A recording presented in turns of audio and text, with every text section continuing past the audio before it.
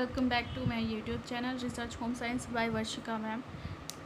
TGT PGT LT grade को target करते हुए जो सीरीज़ स्टार्ट हुई है 2 अक्टूबर से, आज उसमें हम लोग देखने वाले हैं लेसन 2, जो कि होगा भवन निर्माण से संबंधित। भवन निर्माण बहुत इंपॉर्टेंट टॉपिक है हमारे होम मैनेजमेंट टॉपिक में, जिससे बनने वाले क्वेश्चन भी काफ़ी होते हैं और आपके सामने आज भी नए क्वेश्चन ज़रूर होंगे, तो आप पढ़ते चलिएगा और कहीं पे जो क्वेश्चन नहीं आता नया है आपके लिए तो नोट भी कर लीजिएगा। देखते हैं आज का क्वेश्चन नंबर 1। मकान की दीवारों की ऊंचाई होनी चाहिए। दीवार की ऊंचाई कम से कम 7 फीट और अधिकतम 12 फीट। जनरली हमारे यहाँ मैदानी क्षेत्रों में छत जो डाली जाती है वो 10 फीट पर या 12 फीट पर ही डाली जाती है, तो याद रखिएगा मकान की दीवार की ऊंचाई कम से कम 7 फीट होनी चाहिए, मैक्सिमम 12 फीट होनी चाहिए। नेक्स्ट देखिए 62 नंबर। गर्म तथा शुष्क क्षेत्रों में खिड़कियों का क्षेत्रफल कमरे के क्षेत्रफल का कितना होना चाहिए। गर्म तथा शुष्क क्षेत्रों में खिड़कियों का क्षेत्रफल कमरे के क्षेत्रफल का कितना होना चाहिए। आंसर होगा कम से कम 8%। जितना बड़ा कमरा है उसका 8% खिड़की का आकार होना चाहिए। और क्षेत्र कैसा है, गर्म तथा शुष्क क्षेत्र है। फिर देखिएगा 63 नंबर क्वेश्चन। गर्म तथा नम क्षेत्रों में, यहाँ शुष्क क्षेत्र थे, यहाँ पे नम क्षेत्रों में खिड़कियों का क्षेत्रफल कमरे के कुल क्षेत्रफल का कितना होना चाहिए। आंसर होगा 15%। नए क्वेश्चन है, ये सब आप ज़रूर नोट कर लीजिएगा। क्वेश्चन नंबर 64 नंबर है। भारत सरकार निर्माण तथा आवास मंत्रालय के अनुसार दरवाजे की ऊंचाई सामान्यतः कितनी होनी चाहिए। तो भारत सरकार निर्माण तथा आवास मंत्रालय के अनुसार घर के जो दरवाजे हैं उसकी ऊंचाई 6 फीट 6 इंच से कम नहीं होनी चाहिए। और जनरली हमारे यहाँ इतने ही बड़े दरवाजे भी लगाए जाते हैं, 6 फीट 6 इंच। ठीक है। फिर देखिएगा क्वेश्चन नंबर 65। दरवाज़ों की चौड़ाई होनी चाहिए कम से कम 2 फीट 6 इंच। ये एक आदर्श घर या आदर्श भवन निर्माण की बात हो रही है। बाकी जिनके पास घर की कमी, आवास या भूमि खंड की कमी है या बड़ा घर बन रहा है तो उनके यहाँ पे ये परिवर्तन आपको दिखेंगे, लेकिन याद रखिएगा दरवाज़ों की चौड़ाई मिनिमम 2 फीट 6 इंच होनी चाहिए। अब देखेंगे क्वेश्चन नंबर 66। क्वेश्चन नंबर 66 है, एक आदर्श मकान उस मकान को कहा जाता है जो हमें प्रकृति के सभी लाभों जैसे धूप, हवा, प्रकाश मिलता हो, जिसका रख रखाव सफाई आसान हो, जिसमें रहकर हमें सुख और संतोष प्राप्त हो। उपयुक्त सभी सारे पॉजिटिव पॉइंट लिखे हुए हैं। तो एक आदर्श मकान की एक क्वालिटी है कि हमें सारी विशेषताएं प्राप्त होती हैं। Question number 67। मकान बनवाने के लिए अच्छी भूमि होती है, कंकरीली एवं पथरीली, दलदली एवं चिकनी, समतल, उपर्युक्त में से कोई नहीं। अभी देखिए यहाँ पे अगर बात की जाए मकान बनवाने के लिए भूमि की बात, तो ये जो कंकरीली एवं पथरीली है, दलदली एवं चिकनी, ये मिट्टी का प्रकार है। भूमि कैसी अच्छी होगी, जो समतल हो। एक बराबर भूमि हमारे मकान बनाने के लिए सबसे अच्छी होती है। अब देखिए इसी तरीके का ऑप्शन में मिट्टी भी पूछा जाता है, तो जैसा क्वेश्चन होता है उसी हिसाब से आंसर भी चेंज होते रहते हैं। Question number 68। आवास निर्माण से पहले कागज पर वांछित निवास का नक्शा खींचना अर्थात रेखांकन करना कहलाता है। आवासीय योजना, प्रवासीय योजना, ड्राफ्टिंग करना, उपर्युक्त में से कोई नहीं। इसका आंसर आप लोग कमेंट में बताइएगा। Question number 68। आवास निर्माण से पहले जो कागज़ पे हम लोग नक्शा बनाते हैं उसे क्या कहा जाता है। Question number 69। मकान खरीदना चाहिए पतली गलियों में, सड़क के किनारे, शांत सुरम्य स्थान पर, उपयुक्त सभी स्थानों पे। मकान हमेशा शांत सुरम्य स्थानों पे खरीदना चाहिए, लेकिन ये भी ध्यान देना चाहिए कि जो बेसिक सुविधाएं हैं वो भी घर के आसपास होनी चाहिए, जैसे कि बैंक, स्कूल, चिकित्सालय, बाजार आदि। क्वेश्चन नंबर 70 है, नक्शे, रेखाओं एवं आकृतियों के माध्यम से विचारों को मूर्त रूप देते हैं। यह परिभाषा किसकी है। आंसर होगा YS सेने के द्वारा। नक्शों की ये विशेषता बताई जा रही है कि नक्शे रेखाओं एवं आकृतियों के माध्यम से विचारों को मूर्त रूप देते हैं। ये परिभाषा किसकी है? तो YS सेने। क्वेश्चन नंबर 70, आवास सदैव होना चाहिए शांत क्षेत्र में, रेलवे स्टेशन के निकट, सिनेमा घर के निकट, बस अड्डे के निकट। देखिए ये वाला जो क्वेश्चन है अक्सर अलग अलग ऑप्शन के साथ फ्रेम करके क्वेश्चन ये पूछा जाता है कि आवास सदैव कहाँ पर होना चाहिए या इनमें से किस ऑप्शन के अनुसार ऐसा है कि इस जगह पे नहीं होना चाहिए। तो यहाँ ऑप्शन आपका पॉजिटिव होगा, शांत क्षेत्र में। क्वेश्चन नंबर 72, आवास नहीं होना चाहिए। देखिए मिल गया, आवास नहीं होना चाहिए चौक में, मतलब मेन मार्केट में, कसाई घर के निकट, सिनेमा घर के निकट, उपयुक्त सभी। तो ये इनमें से कोई भी स्थान सुटेबल नहीं है आवास निर्माण के लिए, तो इन सब जगह घर नहीं होना चाहिए। आंसर होगा उपयुक्त सभी।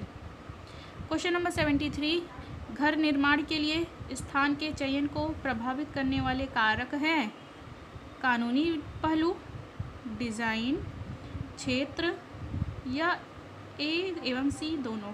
जब घर निर्माण के लिए हमें स्थान चाहिए, भूमिखंड का हम चुनाव करते हैं तो कानूनी पहलू और क्षेत्र इसे पहले ध्यान देते हैं, सबसे मुख्य ये कारण है। ठीक है, फिर उसके बाद डिज़ाइन तो ये बाद में है, ये हमारी इच्छा के ऊपर होती है। लेकिन कानूनी पहलू देखना कि वो जो भूमि हम खरीद रहे हैं उसका मालिक कौन है, हमारे नाम रजिस्ट्रेशन हो गया है या नहीं, इन सब चीज़ों का पहले ध्यान देना चाहिए। आंसर होगा A तथा C दोनों।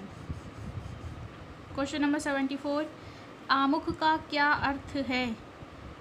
ये चीज़ें मैंने पहले भी आपको एक्सप्लेन की है। मकान का मुंह अर्थात प्रवेश द्वार किस ओर होना चाहिए?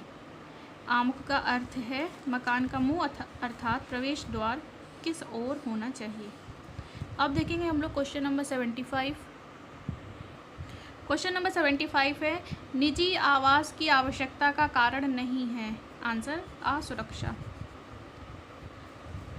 ठंडे देशों में उपयुक्त आमुख होता है। देखिए ये वाले क्वेश्चन अब जो आपके सामने आने वाले हैं इसको ज़रूर याद रखिएगा, आपके लिए बहुत ही ज़्यादा इम्पॉर्टेंट है, बहुत ही नए क्वेश्चन है। TGT PGT में और LT में इस तरीके के प्रश्न आने वाले समय में ज़रूर पूछे जाएंगे। देखिएगा 76 है, ठंडे देशों में उपयुक्त आमुख होता है दक्षिणमुखी। ठंडे देशों में दक्षिणमुखी आमुख सबसे उपयुक्त होता है। फिर है, गर्म देशों में किस आमुख को प्राथमिकता दी जाती है?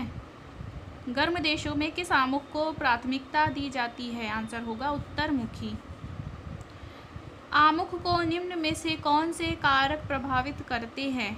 हवा की दिशा, सूर्य का भ्रमण चक्र, वर्षा की दिशा एवं गति, उपयुक्त सभी। आमुख को ये सभी प्रभावित करने वाले कारक हैं। आमुख को कौन सा कारक प्रभावित नहीं करता? भूखंड की स्थिति, वर्षा की दिशा, स्कूल की उपस्थिति, इनमें से कोई नहीं। आंसर होगा स्कूल की उपस्थिति।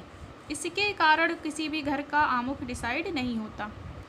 क्वेश्चन नंबर 80, संवहन का तात्पर्य क्या है?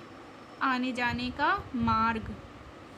संवहन का तात्पर्य है आने जाने का मार्ग। किसके? शुद्ध वायु का आना और अशुद्ध वायु का जाना। 81 है, मकान में उचित संवहन व्यवस्था न होने पर कमरों की एकांतता पर प्रभाव पड़ता है, कमरे की बृहदता पर प्रभाव पड़ता है। A तथा B दोनों, इनमें से कोई नहीं। अगर मकान में संवहन या वेंटिलेशन की व्यवस्था सही नहीं होती है तो इससे A तथा B दोनों प्रभावित होते हैं। संवहन का प्रकार है क्षैतिज संवहन, लंबवत संवहन, उपयुक्त में से कोई नहीं या फिर दोनों। आंसर होगा दोनों। देखिए जब कमरे में शुद्ध वायु आए और अशुद्ध वायु रोशनदान के द्वारा बाहर निकल जाए, चिमनी के द्वारा बाहर निकल जाए तो वो कहलाएगी लंबवत संवहन। लेकिन दरवाजे से अगर प्रवेश करती है शुद्ध वायु और इसी के विपरीत दीवार पे अगर खिड़की बनी हुई है वहाँ से अशुद्ध वायु बाहर निकल जाती है तो ये कहलाएगा क्षैतिज संवहन। आंसर होगा A तथा B दोनों। क्वेश्चन नंबर 83, बरामदा, लॉबी, गलियारा आदि सहायक होते हैं। क्षैतिज संवहन में, क्षैतिज संवहन का तात्पर्य है एक ही तल पर आना जाना, ठीक है, एक ही तल पर आना जाना, जिसे हॉरिजॉन्टल वेंटिलेशन भी कहा जा सकता है। अब देखिए क्वेश्चन नंबर 85।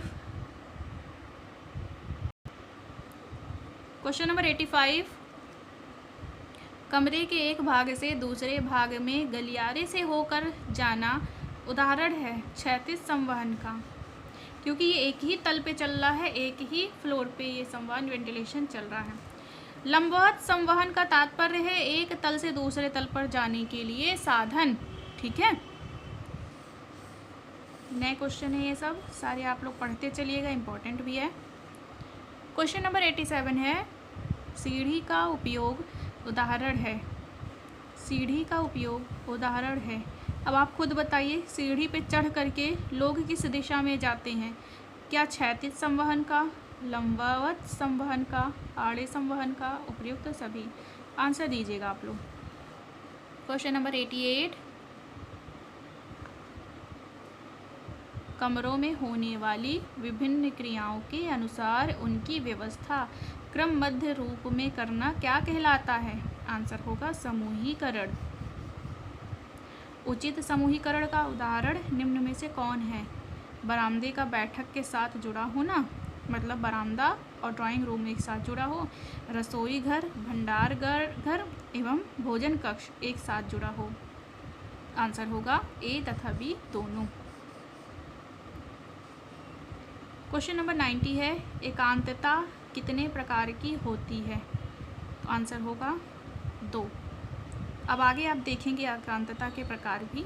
देखिएगा, वह एकांतता जो हमें अपने आवास को बाह्य जगत से अलग करके मिलती है कहलाती है बाह्य एकांतता। वह एकांतता जो हमें अपने आवास को बाह्य जगत से अलग करके मिलती है वह कहलाती है बाह्य एकांतता। विभिन्न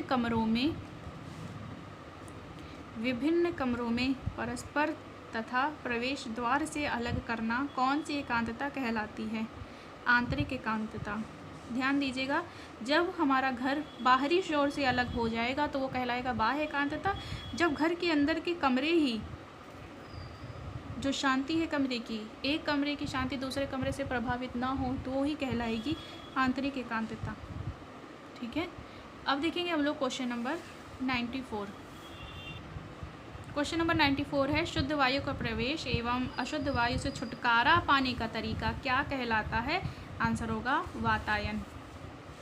किराए के मकान से क्या लाभ है? पूंजी की बचत, उत्तरदायित्व कम, आरंभिक व्यय कम, उपयुक्त सभी। किराए के मकान से ये सभी लाभ होते हैं। कमरे में रोशनदान एवं खिड़की दरवाजे होना क्यों आवश्यक है? वातायन के लिए। देखिए, दोनों शब्द आपके सामने लिखा है, संवहन भी और वातायन भी। इस तरीके के प्रश्नों में आंसर आप वातायन चुनेंगे। क्वेश्चन नंबर 97, उचित वातायन के लिए भवन में कम से कम 3 ओर खुला स्थान होना चाहिए, ठीक है, 3 ओर खुला स्थान होना चाहिए। क्वेश्चन नंबर 98, आंगन, lawn, side gallery, terrace, terrace मतलब छत आदि किसके अंतर्गत आते हैं? आंसर होगा अनिर्मित क्षेत्र। अनिर्मित क्षेत्र।